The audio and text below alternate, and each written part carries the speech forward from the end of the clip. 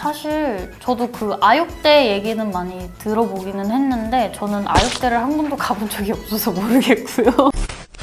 Definitely there are some idol groups that are going to be taking it more seriously, but I would say that the rookie groups are the groups that are the most competitive because you're like trying to live with all of the idols out there and trying to, you know, get some screen time.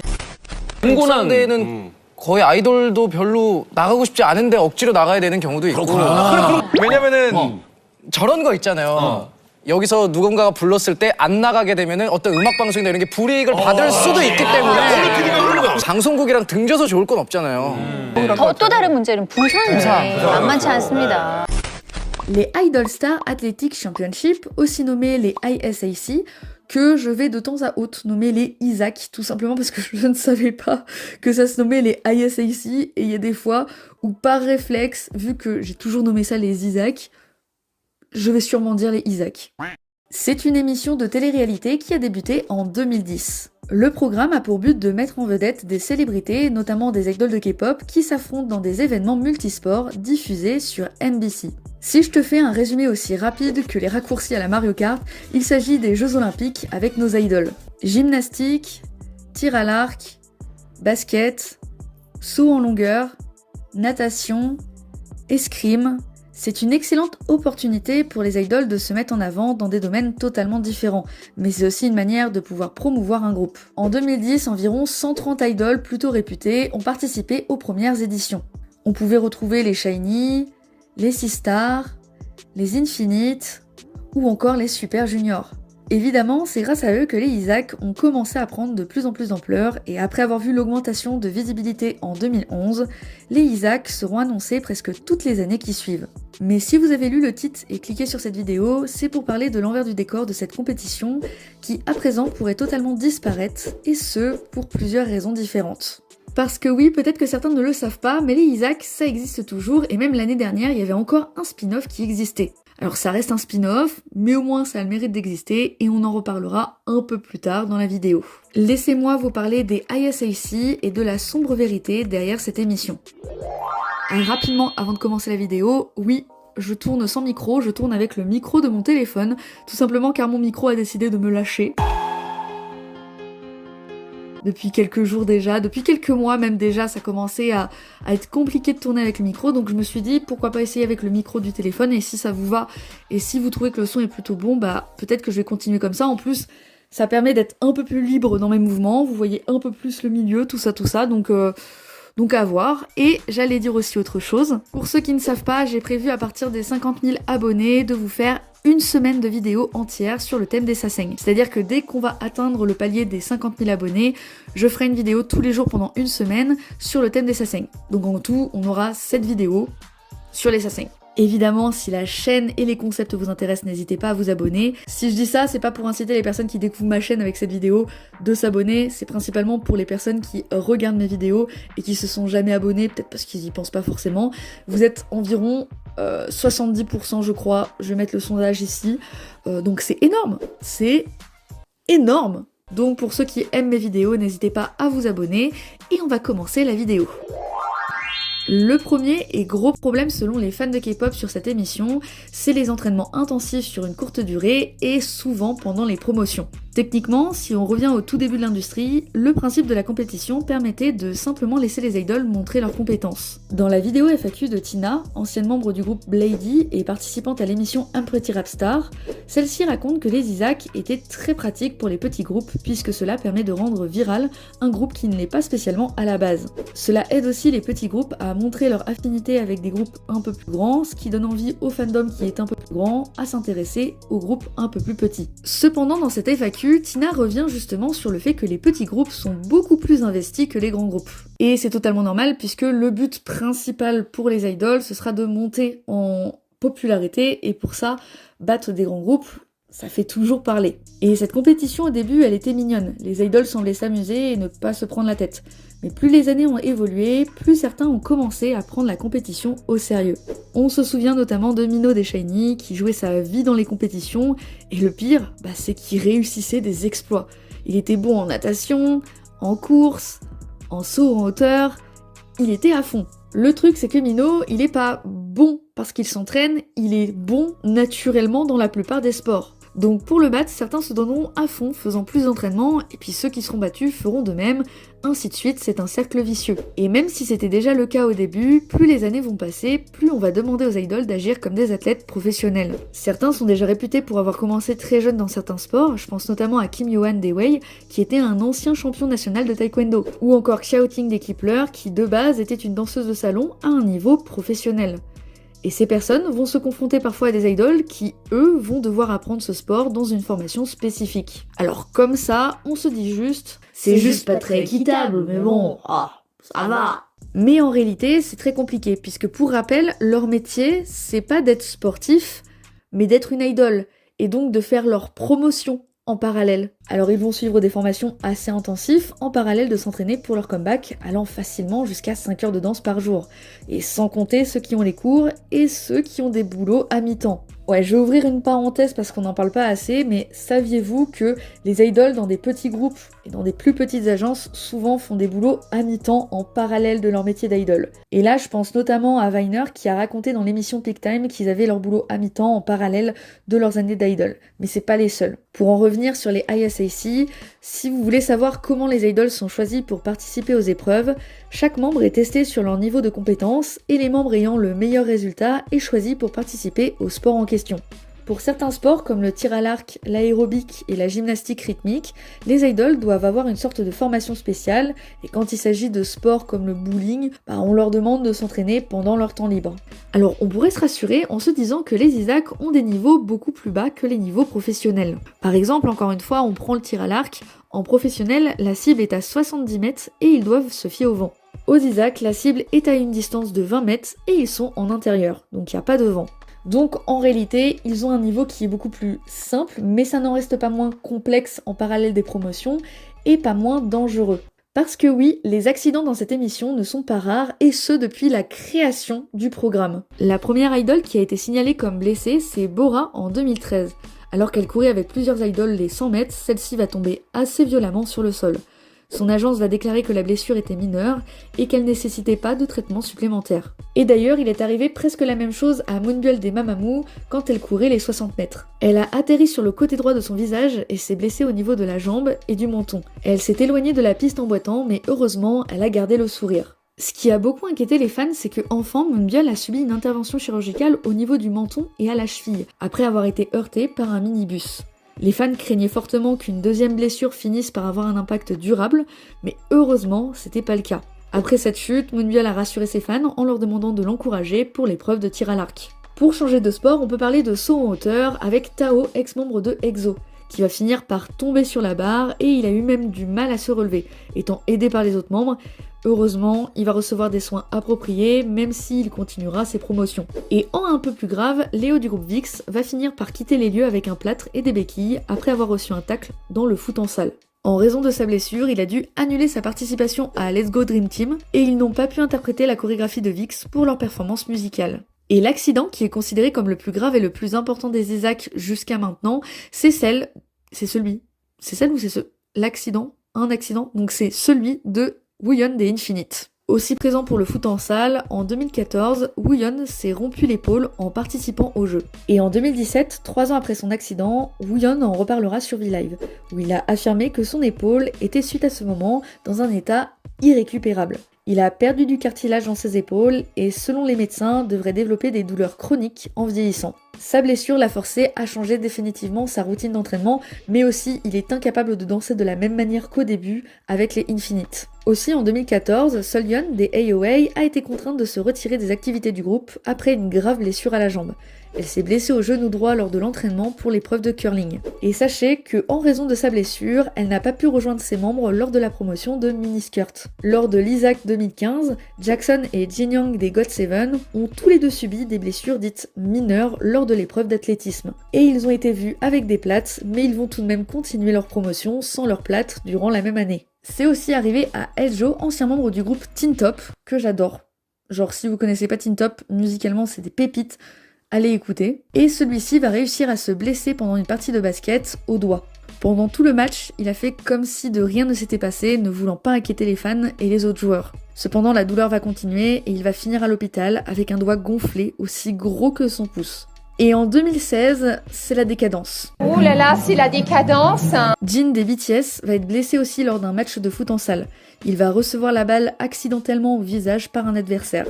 Il a reçu les premiers soins et heureusement il est retourné directement au dortoir du groupe pour se reposer. Et dans le même jeu, la même année, c'est Xiumin des EXO qui va être blessé en rentrant en collision avec le combattant de MMA Kim Dong-yeon et il va subir une blessure à la jambe. Après avoir été aidé à quitter le terrain, il a reçu un traitement sur place de l'équipe médicale et a été envoyé à l'hôpital pour un examen plus approfondi. À l'hôpital, Xiumin a été diagnostiqué avec un genou droit contusionné et a reçu un plâtre souple afin de protéger sa blessure. Xiumin a ensuite participé à la performance prévue d'EXO au Golden Disc Award 2016, mais en raison de la douleur, sa participation a été très limitée. On a aussi Jonghan des Seventeen durant les 400 mètres, qui va faire une très belle chute après avoir perdu l'équilibre durant le virage. Celui-ci sur le coup va continuer la course avec l'adrénaline, mais il va tout de même être blessé au niveau de son poignet.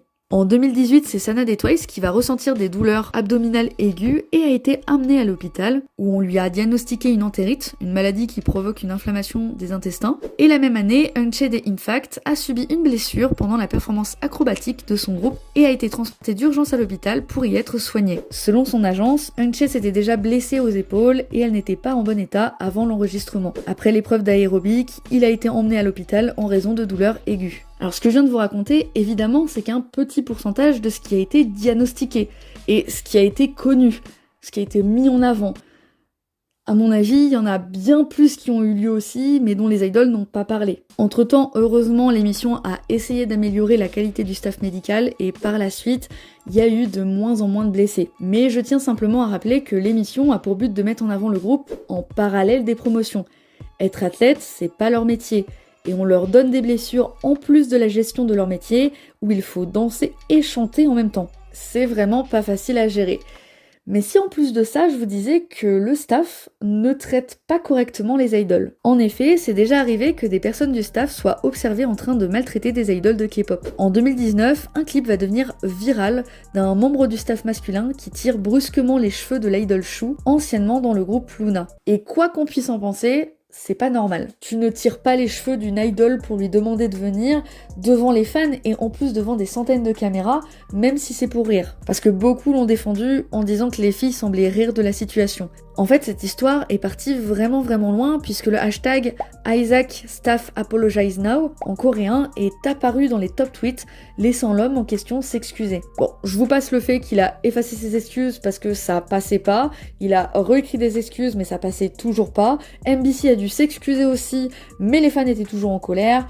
Bref, dans tout ça, ce qu'il faut retenir, c'est que parfois le staff peut traiter pas correctement une idole. Mais en plus de ce genre de problème, que l'on peut considérer comme du mauvais traitement, nous devons absolument parler de ce que vivent les petits groupes dans cette émission, car ce sont les plus désavantagés. Et oui, même si le but c'est de les mettre en avant, c'est pas du tout équitable. Par exemple, en 2015, les idoles étaient divisées en fonction de leur agence. Plus ton agence est connue, et plus tu as de la chance d'être mis en avant sur le temps d'écran. C'est évident. Mais en plus de ce problème, seuls 1 ou 2 membres du groupe peu connus ont le droit de participer. Bah ouais, parce qu'un groupe pas très connu avec beaucoup de membres, ça prend trop de place. Nous, ce qu'on veut voir, c'est Stray Kids, c'est BTS, c'est les groupes connus. Les autres, on s'en fout. J'ironise un peu la chose, en rigolant. Mais en réalité, c'est comme ça, pas que dans les Isaacs, c'est comme ça en règle générale dans la vie de tous les jours. Les gens ne font pas attention aux plus petits groupes, ils font souvent attention qu'aux grands groupes. D'ailleurs, sur YouTube, ça se passe aussi comme ça. Quand tu regardes les vidéos qui marchent, c'est toujours ceux qui parlent des mêmes groupes, et ceux qui parlent des plus petits groupes ou des histoires un peu insolites, souvent font un peu moins de vues. Malheureusement, c'est... comment dire ? C'est comme ça. En fait, c'est la vie. Mais en plus de ça, je me suis pas trop attardée sur le sujet, mais il y a l'école. En 2020, la membre Exy du groupe Cosmic Girl est devenue assez réputée pour avoir été aperçue avec une pile de feuilles et elle révisait en plein milieu des Isaacs, car elle n'avait juste pas le temps. Et puis ceux qui connaissent pas spécialement beaucoup l'univers de la K-pop, je vous vois venir avec votre petit commentaire pour me dire « Mais ils ont qu'à pas participer en fait !» Eh bien, sachez que selon plusieurs idoles, on est obligé de participer aux Isaacs. Yeşil des Super Junior racontera d'ailleurs dans une émission que si les membres ne participaient pas sous la demande, il pouvait les empêcher de participer à d'autres émissions pour les désavantager. Mais aussi car la chaîne a la possibilité par la suite de te bannir. 상대는 거의 아이돌도 별로 나가고 싶지 않은데 억지로 나가야 되는 경우도 있고. 왜냐면은 저런 거 있잖아요. 여기서 누군가가 불렀을 때 안 나가게 되면은 어떤 음악 방송이나 이런 게 불이익을 받을 수도 있기 때문에 방송국이랑 등져서 좋을 건 없잖아요. 또 다른 문제는 부산이 만만치 않습니다. Et l'exemple le plus connu de l'histoire des bannissements des Isaac, c'est celui de BTS. Car oui, les BTS sont bannis de cette émission. Bon, faut dire que les règles sont assez strictes et surtout que MBC et Big Hit ne s'entendaient pas vraiment bien à l'époque. L'une des interdictions de l'émission, c'est tout simplement de spoiler en tant qu'idol. C'est-à-dire qu'à peine 200-300 fans ont le droit de regarder l'événement, ce qui est très peu, et tant que l'émission n'est pas officiellement diffusée, les groupes n'ont pas le droit de spoil ou de poster des photos. Et les BTS, ils en avaient mais rien à foutre. Certains diront que c'était notamment fait exprès à cause de leur emploi du temps chargé, la flemme de s'entraîner, et puis un peu tous les problèmes que je vous ai cités un peu plus tôt. Et comme raconté sur mon iceberg de BTS, on aura la confirmation un peu plus tard de la part de Suga lui-même lors d'un BTS Run, où celui-ci fera une petite blague en référence à ce bannissement. 아육계를 안 하다 보니까 이런 거를 손수. Mais est-ce que vous saviez que ce ne sont pas les seuls à avoir essayé de se faire bannir? Parce que oui, vaut mieux être banni par l'émission, parce que comme ça t'es pas banni des autres émissions de MBC. Donc vaut mieux se bannir soi-même, tu vois, et participer, plutôt que de refuser, parce qu'après sinon tu participes pas aux autres émissions. Bref, c'est un peu compliqué, mais il y a d'autres idoles contestés. Monsta X a assisté aux Isaac 2020 malgré qu'il se soit produit au Jingle Ball la veille du tournage de l'émission. Et même si Monsta X était vraiment excité de voir les fans dans le public, le groupe est arrivé en retard à l'événement, manquant la conférence de presse, laissant les fans convaincus que le groupe ne voulait pas être là. Et c'est pas étonnant. Minhyuk dira carrément à ses fans qu'ils devraient partir tôt dès que Monsta X a participé à l'épreuve de tir à l'arc. Et ce qui est un peu drôle, c'est que malgré le manque de préparation, ils ont quand même atteint la finale au tir à l'arc. C'est ce qui s'appelle le culot. Le groupe a également pris de nombreuses photos lors de l'événement malgré les règles et ils vont les publier sans aucun souci. Les fans de Monsta X présents au tournage ont selon eux vraiment compris que le groupe voulait rentrer chez eux. Et ce qui est assez mignon, c'est que les fans vont aussi essayer d'aider en publiant leurs propres spoilers aussi. Et s'il y a bien un autre groupe qui va enfreindre les règles, c'est GOT7. Depuis les blessures de Jin Young et Jackson, les Isaac ont été plutôt connus pour avoir affecté leur tournée dans le monde entier. Mais comme Monsta X et BTS, le groupe va publier une photo et ils seront bizarrement plus jamais invités dans l'émission. Et des groupes qui vont essayer de s'enfuir avec la méthode BTS, GOT7, Monsta X, il y en a plein, et notamment je pense à Stray Kids qui va essayer à plusieurs reprises de publier ce genre de selfie. D'ailleurs, c'est souvent à Stray Kids qu'on pense quand on parle des Isaac et de l'entraînement intensif qui s'y trouve. Puisque durant l'année 2022, le groupe participera à l'émission, ce qui va énerver leurs fans au vu de leur emploi du temps impossible à suivre. Certains vont finir par boycotter l'émission, mais inutile de vous dire que malgré ce boycott, des clips sont devenus virales et que l'émission n'en a pas grand chose à faire. Et petite mention spéciale à Byung-chan des Vagton, qui lui va carrément demander à ses fans de partir de l'émission pour faire comprendre qu'il n'apparaîtrait plus, pour éviter de faire attendre les fans plus longtemps. Alors c'est pas vraiment interdit de faire ça, mais je me doute que c'est pas non plus ultra accepté de dire barrez-vous, vous allez payer vos places et puis bah nous on va plus participer. Mais si on revient dans les problèmes de l'émission, sachez que le plus gros souci selon les fans de K-pop, notamment coréens, ce sont les couples. Les Isaac sont connus pour créer des rumeurs de couple comme jamais. C'est un moment où beaucoup d'idoles, hommes et femmes, se rejoignent et parlent entre eux face à une poignée de fans, peut-être un peu trop fans, qui souhaitent voir leurs idoles parfaites réussir des épreuves sportives. Alors j'ai pas vraiment envie de m'étendre là-dessus, parce que déjà c'est nul comme raison, et aussi parce que la théorie de « Oh là là, ils regardent de 3/4 la fille, donc ça veut dire qu'ils veulent sortir ensemble, et qu'ils se sont déjà vus, et qu'ils se sont déjà entendus, et peut-être qu'ils se sont déjà embrassés », on a l'impression qu'on est en maternelle, genre oh il est amoureux !» je fais ça avec, à la limite, les personnages fictifs, pourquoi pas, si tu veux, et encore. Malgré tout, je trouve que c'est intéressant de laisser parler les idoles de leur expérience sur le sujet, donc je vais juste vous mettre des extraits d'idoles qui parlent de ce truc-là. 사실 저도 그 아육대 얘기는 많이 들어보기는 했는데 저는 아육대를 한 번도 가본 적이 없어서 모르겠고요. Tout le monde est assis ensemble, mais vous ne pouvez pas vraiment parler aux autres idoles en premier. Mais ensuite, un ami d'un autre groupe sera à côté de vous et il vous dira « Oh, vous connaissez aussi cette personne ? et il l'invitera, puis vous commencez naturellement à parler. Après avoir parlé, il est naturel que la phrase « Pourriez-vous me donner vos coordonnées ?» sorte. Nous sommes déjà coincés dans cet endroit pour 20 heures de tournage de toute façon. Qu'est-ce qu'on pourrait faire d'autre pendant 20 heures? Vous commencez à parler et puis vous devenez proche. Il n'y a pas que les célébrités. Si vous êtes quelqu'un au même endroit pendant longtemps, vous ne pouvez pas vous empêcher de vous rapprocher. Il y a des gens qui développent des relations amoureuses à partir de cela. C'était amusant de rencontrer tous mes pairs au même endroit et de partager des histoires, des difficultés et de discuter, comme lorsque j'étais étudiant à l'école. 그래서 뭐 눈이 단 한 번도 저한테 눈빛을 준 사람이 없었고 거기는 정말 눈이 맞을 수 없는 곳입니다. 다 들어 누워있고. 눈이 맞아요? 거기는 다 화가 나 있어요. 네. 거기는 다 화가 나 있어요. 화장 무너지잖아요. 쓰러지고 손도 다 떼져 있어요. 진짜 4시 5시에 나와가지고 있을 수 없는 계속 뛰어야 되니까는 거기서 마음 싹 트잖아요. 그러면은 100년을 와. 결혼해야 돼. Comme vous pouvez le voir, chacun a un peu un avis différent sur le sujet et une expérience qui est totalement différente. C'est pour ça que j'ai trouvé ça intéressant de quand même mettre les extraits des idoles. Moi personnellement, je pense que si les Isaac permettent aux idoles de souffler et de les laisser parler entre eux, c'est super cool. On a eu des interactions assez drôles, comme celle de Ryujin qui pousse Bang Chan pour le faire tomber.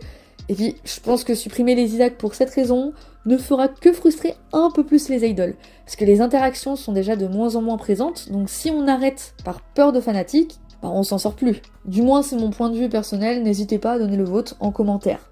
Et puis, en vrai, il y a quand même pas mal de choses qui sont cool qui se passent aux Isaac, et je pense notamment à tous les mèmes qui ont été créés, qui nous ont offert des gros moments de fou rire en fait. Eric des The Boys coursé par un robot,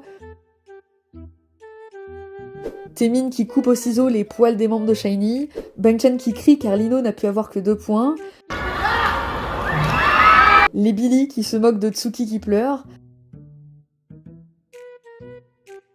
Irene qui rate sa cible, ou encore les BTS qui se mettent en place et finalement font un défilé de mannequins. Et sans ça, beaucoup de moments sont devenus ultra connus et ont permis à certains de montrer leur qualité sportive et pour d'autres leur humour. C'est aussi un bon moment pour avoir des exclusivités avec leurs fans, pouvoir parler ou faire des blagues de loin. Il n'y a pas que du négatif heureusement, même si les problèmes principaux dont les rumeurs de couple, les mauvais traitements et les entraînements restent ancrés dans l'ADN de la compétition.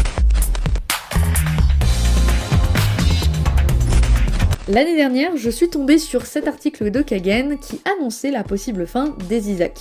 Et quand j'ai vu ça, j'avoue que j'ai été surprise en premier lieu, puisque dans ma tête, je me suis dit « Mais ça fait combien de temps que j'ai pas entendu parler des Isaac en réalité ?» Parce que dans ma tête, ça s'était arrêté en 2019. L'ampleur de l'émission n'est plus aussi impactante qu'à l'époque. Du moins, pour moi personnellement, à vous de me dire ce que vous en pensez. J'avais rapidement vu Xiaoting des Kipler, c'est vrai, mais c'est tout. Et quand j'ai lu cet article, j'ai trouvé que c'était très intéressant de revenir sur les raisons de la possible fin de cette émission. Premier point, le Covid-19. Parce que oui, durant l'année 2020-2021, je crois, il n'y a pas eu les Isaac à cause du Covid. Du moins, ce ne sont pas les Isaac qu'on connaît. Ils ont décidé de faire 2 spin-offs assez originales. Idol Star Dog Agility Championship, qui a pour but de faire de l'agilité avec le chien des idoles, et Idol Star eSport Championship, qui évidemment est un concours de e-sport. Et à ce que j'ai compris, celui sur les e-sport marche plutôt bien, et il est possible que les Isaac continuent avec celui des e-sports. Deuxième point, les fans. Je fais partie de ces gens qui ne regardent plus trop les Isaac, mais surtout qui ne supportent plus le mauvais traitement des idoles, ainsi que leur emploi du temps trop chargé pour ceux qui y participent. J'adore ces moments d'échange et de simplicité, mais c'est tout. Et troisième et dernier point, la popularité du programme. Comme je le disais juste avant, personnellement je ne regarde plus et je ne suis pas la seule puisque la popularité a nettement baissé selon les producteurs. C'est notamment dû à la colère des fans, mais sûrement aussi à cause de toutes les polémiques qu'on peut trouver sur l'émission. En plus de ça, de moins en moins d'idoles connus participent à cette émission, ce qui fait que les grosses fanbases n'y trouvent plus grand intérêt. Est-ce que l'émission ISAC telle qu'on la connaît reviendra un jour ? Je ne sais pas. En tout cas, il est clair que l'impact n'est plus du tout le même au niveau des nouveaux fans de K-pop. Et puis quand on sait que des idoles dans la même agence arrivent à être mis en concurrence par les fans, mais aussi par les parents et les producteurs des groupes, on peut se dire qu'il est aussi très facile de mettre cette ambiance pesante dans cette émission où le but est de gagner une compétition en échange de plus de visibilité. Et je ne connais pas votre avis sur le sujet, il m'intéresse énormément. N'hésitez pas à me dire en commentaire si vous connaissiez les Isaac ou pas du tout, peut-être que vous êtes nouveau fan de K-pop et que vous connaissiez pas du tout. Et si vous connaissiez, est-ce que vous suivez toujours? Et pourquoi pas me donner votre meilleur mème? Je sais pas, n'hésitez pas à me donner votre expérience avec cette émission qui, malgré tout, reste intéressante, je pense, à... J'ai pas la fin de ma phrase. Bon, j'ai pas la fin de ma phrase. En tout cas, merci d'avoir regardé la vidéo jusqu'au bout. J'espère que le micro marche bien et que le son a bien marché avec le téléphone comme ça devant. J'espère que la tête de Bachira ne vous a pas trop gêné pendant tout le long. De toute façon, Bachira ne gêne pas, il est toujours très beau. D'ailleurs, observez-le. Ah, voilà. Non, à mon avis, il vous a pas gêné. Et on se retrouve bientôt, je l'espère, pour une prochaine vidéo.